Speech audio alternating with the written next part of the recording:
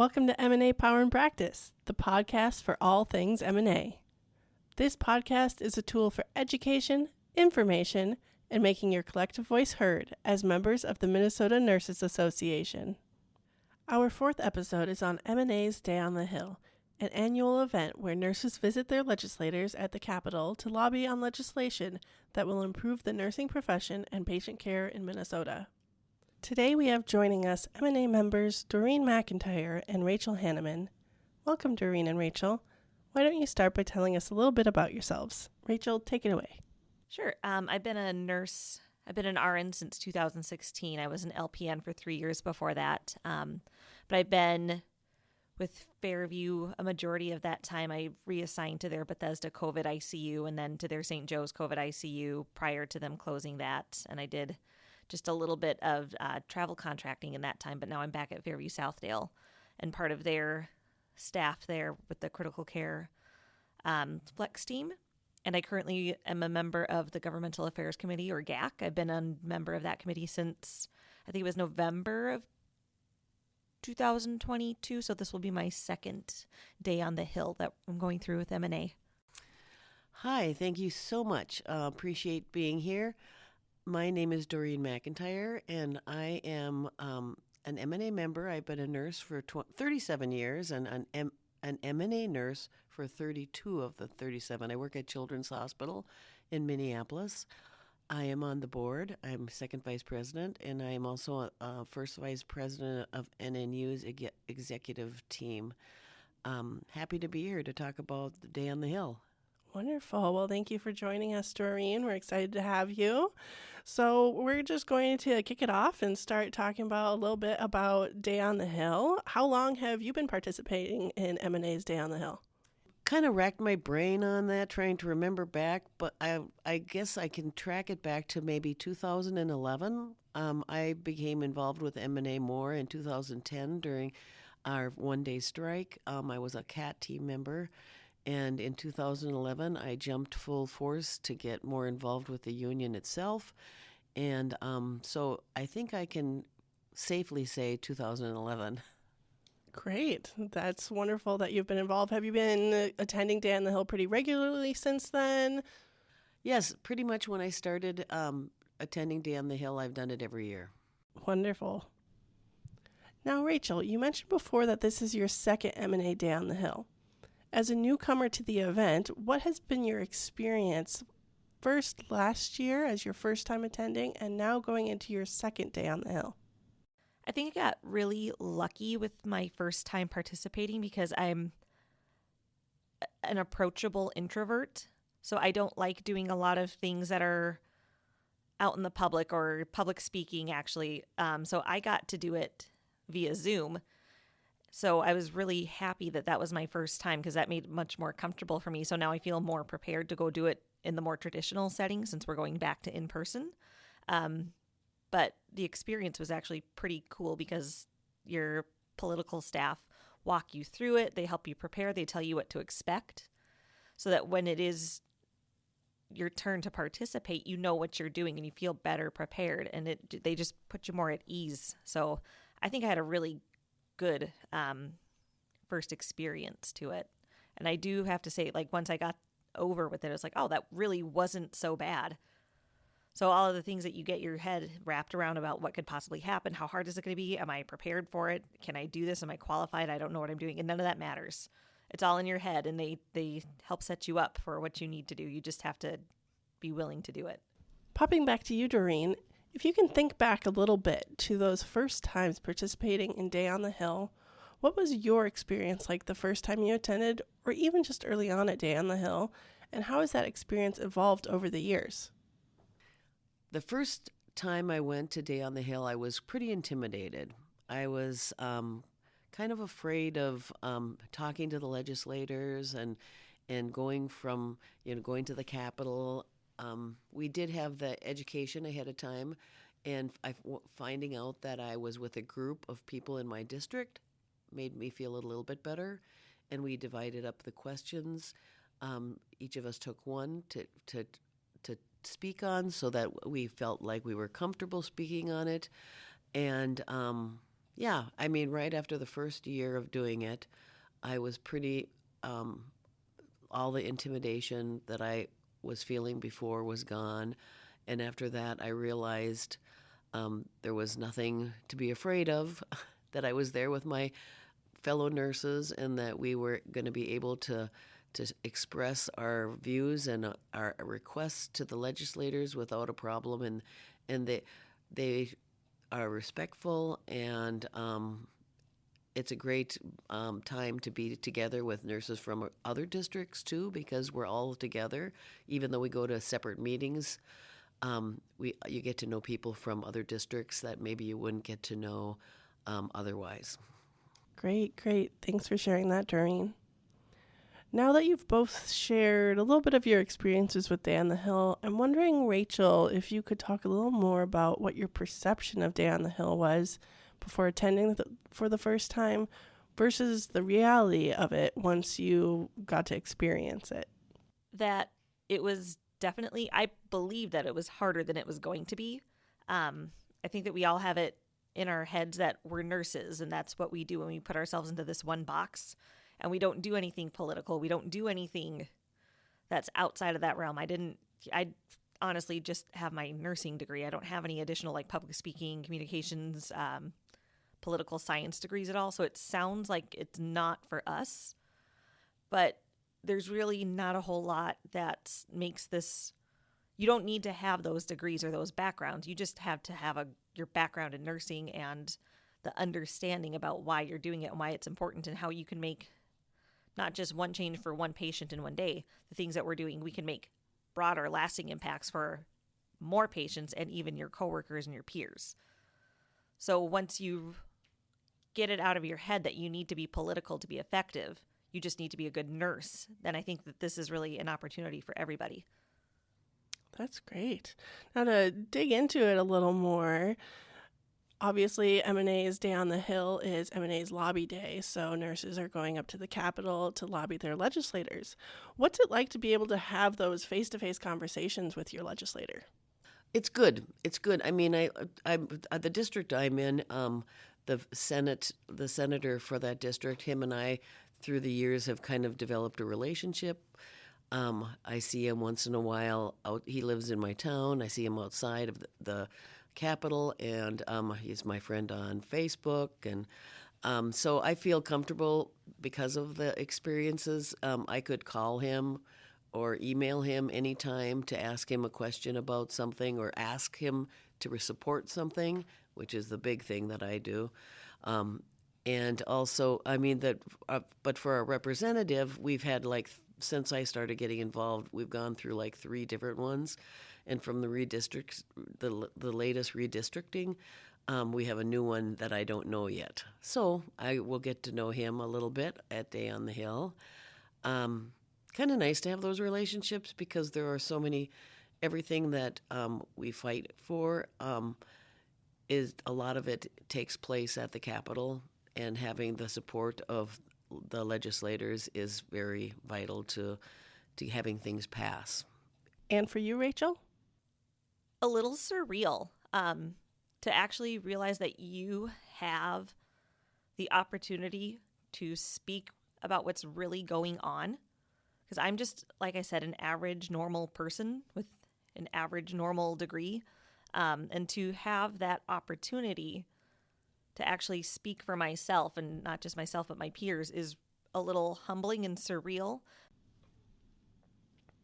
Yeah, that's totally relatable, Rachel.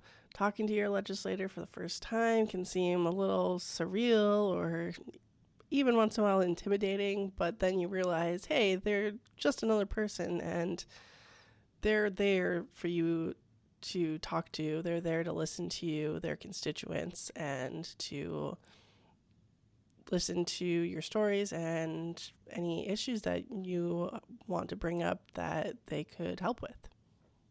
So when you've participated in Day on the Hill, how did you prepare for it? Did you feel like you had the resources and training on how best to tell your story to your legislator? Yes, totally. Thankfully, we have MNA to organize everything, and we always have a list of things that we want to talk about, and all the nurses across all the districts touch on the same topics. And we have the talking points to make it easier. So we have a clear message that all of us across all the districts are giving all the legislators. So it's great. Looking back, I definitely had everything I needed beforehand. I just told myself that it was going to be harder than it actually is. I think for all the bedside nurses that are listening, it's like that hard IV that you just think you're not going to get, but you try for anyway and you end up getting. So it's not as hard as you think it is. It's truly, you don't, like I said, you don't have to have those degrees or backgrounds to be prepared. You just have to have your story, because that's something that's irreplaceable, is your story and your background, and that's why they're there. You're the only one who can tell that.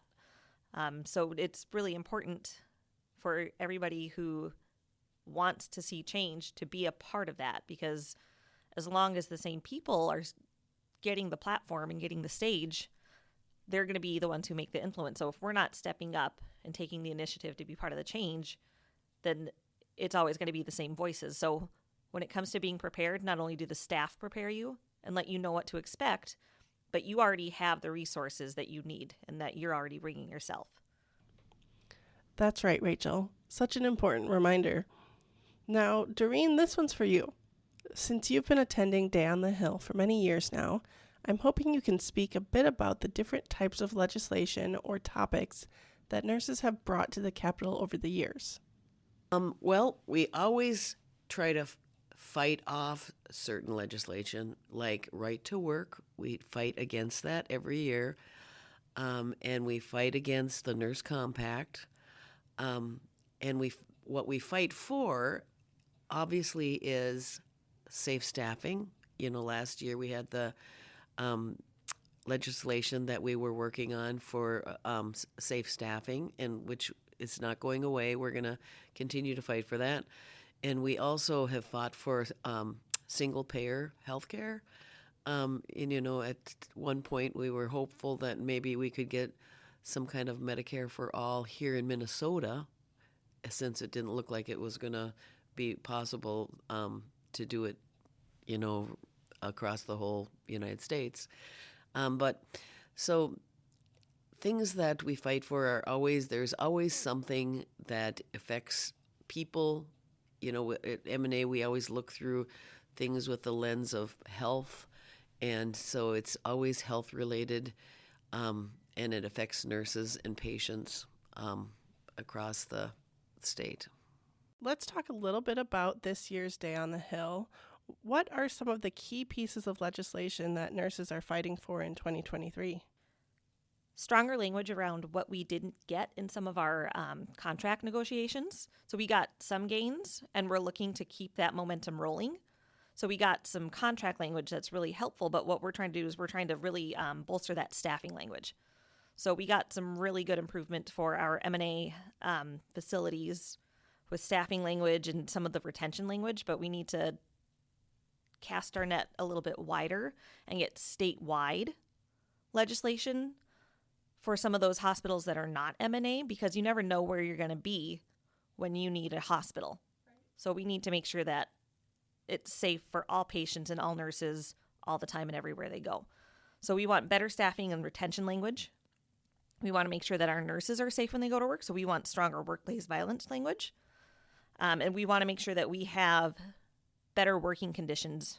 And that can be in the form of paid family leave, earned sick and safe time. And we want to make sure that we are fighting legislation that corporatizes healthcare, like this proposed merger with mHealth and Sanford. And that's just a whole new bucket full of problems, because when you start to monopolize healthcare and you start to mass produce healthcare, then patients with individualized needs definitely get lost in the shuffle, and that's not going to help the community at all. Thanks for sharing that, Rachel. Now, as we go into more about the legislation aspect of Day on the Hill, did you feel like you had to be an expert on what was in the legislation before going to meet with your legislators? No, not at all. I feel like we get enough resources from MNA when we go to Day on the Hill that we can speak to it, and it isn't at an expert level. But if there's a question, if I was in a legislator's office and I'm talking about safe staffing, and the question comes up from the legislator, and I'm like, oh, I don't know the answer to that. Another one of my constituents, people from my district, can speak up and speak to it. And usually we have an MNA staff with most sessions that could help us out too. And I mean, the legislators know that we're not experts. We're just nurses trying to make a difference and fight for our families and our profession. So there's a lot of forgiveness there. No one is an expert. Well, maybe there are people who are an expert, but you don't have to be an expert. That's what I meant to say. Definitely. I wouldn't say you have to be an expert on the legislation. You just have to be the expert on the problem, if that helps make sense. We know so much about what short staffing is like. We know so much about what retention is like. I got involved with the frontline worker pay, and being with Bethesda and St. Joe's, I knew so much about what that problem was and why we deserved it and why it was so helpful. So you don't have to be an expert on law, lobbying, persuasive speech at all. You just have to be an expert on the problem. And I think that is what we are. Our business administrators, the corporate administration, they're not experts on the problems. We are. And I think that's where we come in. That's what our strength is. Now that we've talked a little bit about what the day is like lobbying for MNA's priorities and a little bit about the legislation, tell me a little bit more about what are you most looking forward to for this year's Day on the Hill? I'm most looking forward to being in person because with COVID, we've had to do it virtual. And like all of us know, it's not the same doing it virtual. So it'll be great being at the Capitol, seeing people in person, and being able to be with our fellow nurses in person too. I feel like I'm looking forward to getting the more, I guess, authentic experience. Because like I said, last year, I got really lucky. I got to do this from home, and it was really comfortable that way. But I think that now that I know that it's not scary or threatening, I feel like I'm more prepared to go do this in the traditional sense where we are there. We are literally doing our day on the Hill. So it's going to be fun. We're going to have people that are from across the state going. We're going to have nurses from our other MNA facilities, not just in the cities, but from up north. Hopefully they can come along.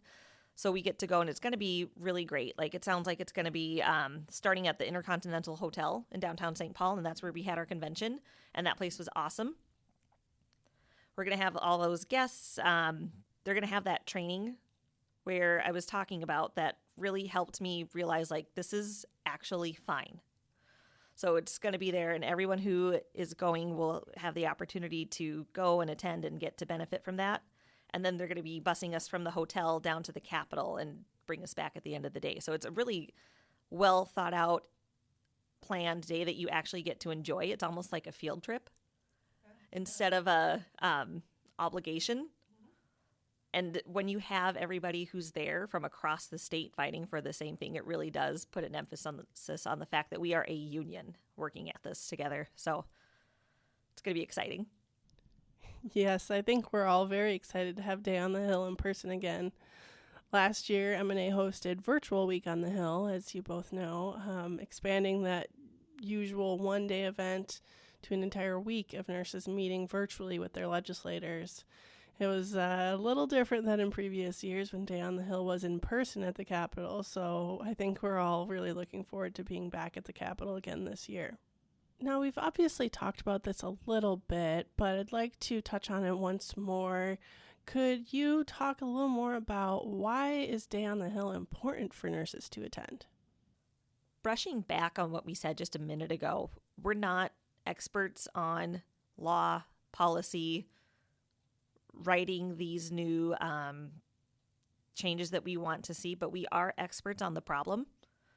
And if we're not the ones going and explaining the changes that we need, it is our administrative leaders who are doing this. And I have not met a single one of them in my entire life. And I've been doing this since 2013. So I don't know how they can possibly describe the problems that we're having if we've never been face to face and if I've never told them what I need from them. So they get to go and tell the story that they want. And if we're not stepping up, then we're agreeing and we're consenting to what they say we need. So we are very capable of telling our own stories. And we need more nurses who are willing to do this. But we are experts on the problem, and you are an expert on your own story. And you are the one who is capable of telling that. When I first became involved with MNA and started going to Day on the Hill, and among other things with involvement, it was because I wanted to make a difference. I wanted to be somebody who can help make a difference to our patients and our coworkers, so that nursing would be continue to be a powerful career that people would want to go to and would want to do. I think that being a Day on the Hill is part of that, because you're not just in your own little circle of your hospital and your coworkers. You're reaching out with other nurses across the state to the people who are there voting on things and making a difference. So, I mean, if you're a nurse that wants to be a part of making a difference, it's a great way to start. I mean, there are a lot of things that you can do to make a difference in MNA, but I think Day on the Hill is one of the top things that you can do to make a difference. And so I love doing it. I will do it every year that I can, and I really highly recommend trying it at least. If you have any questions, talk to any of your nurse leaders in the hospitals. They've probably been to Day on the Hill, and they will probably help you navigate it. It's a great way to make a difference. Thank you both for sharing. All very important and great perspective from both of you. As we get close to wrapping up here, I'm wondering if either or both of you could share a little bit of advice. What advice would you give to a newer nurse or a nurse who is just starting to get involved with different activities through MNA or with the governmental affairs program? What advice would you give to them about Day on the Hill? It's never too late to start. I was not involved with this until 2021, and that's pretty late into my career, I would say. But it's absolutely never too late to get started, and it's an opportunity for everybody. I will always advertise that I have no idea what I'm doing, but we have staff who can help you understand that this is for you, this is a place that you belong, and this is a place that all nurses belong. No effort, no help is too little, and everything that you do matters. And I was just thinking about why it's important to go. And we have a nurses union. Our nurses can speak up, and we can speak for ourselves. And not only do we represent our own facilities, but we can speak for the hospitals that don't have MNA, who are experiencing the same problems.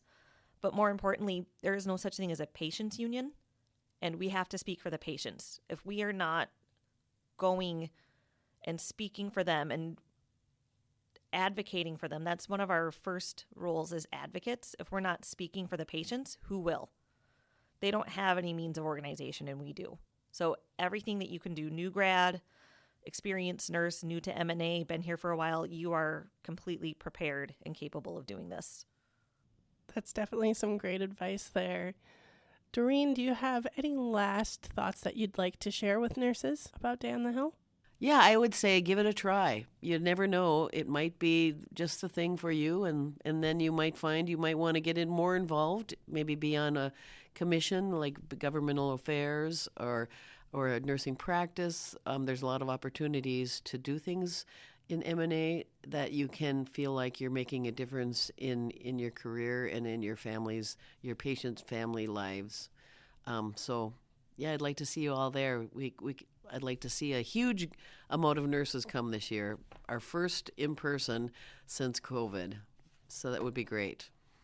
And what about you, Rachel? probably what I've been saying this whole time. It's for everybody. Everyone's capable of doing this.